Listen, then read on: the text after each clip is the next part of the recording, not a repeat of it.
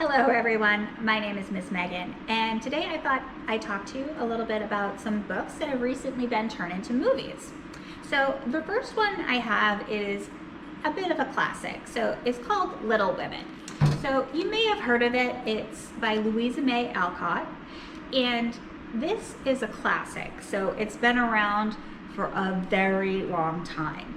You may have read it before, maybe your parents or grandparents had read it. But it's a great book. So it's timeless, and that's what makes it a classic. So if you've never heard of this book, it's the story of the four March sisters, Amy, Jo, Beth, and Meg. And I just really love how even though all the sisters are completely different and they have different personalities and likes and they have different goals in life, they really come together as a family through different crises that they go through, and each of them handles it in a different way. So it's just a really great coming of age story that is a little on the older side, but it is still a fascinating read. I've read it before, and I actually seen the new movie that came out, and I couldn't wait to pick up the book again because it's just so much fun to read. So this particular copy that I have here is a new copy of the book, and as you can see on the cover, it has a picture of one of the scenes from the movie. This is Jo in the movie. And as you read it, there's actually different pictures and scenes throughout the book that happened during the movie. So it's a really fun way to enjoy the movie, enjoy the book.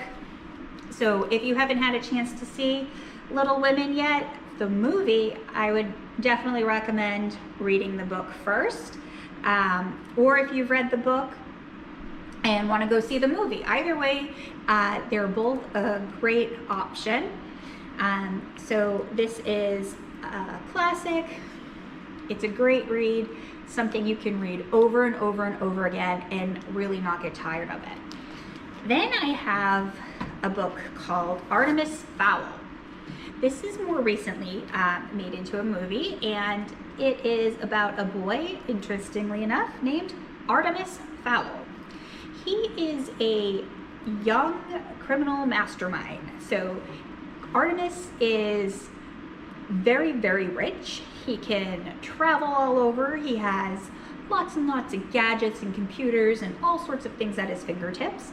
He actually also has a butler, bodyguard, kind of man of all trades that helps and follows him around. And his name is Butler, which I thought was great.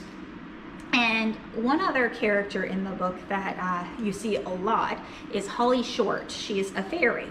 So Artemis actually is a human and finds out about the fairy world and really delves into that. So you get to see the different types of creatures and fairies and different things. And like there's a whole world underneath the human world, and they don't often interact. And so in this story, you get to see the way that both worlds interact with each other now that Artemis has gained way into the lower elements.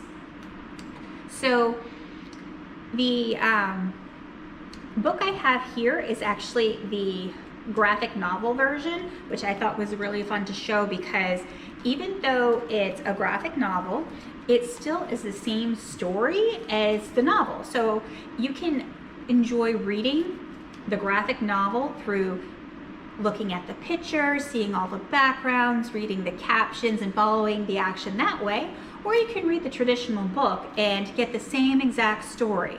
So that's why I thought I'd share with you this particular version of it, but we do have both copies in the library. So either one is a great addition to read.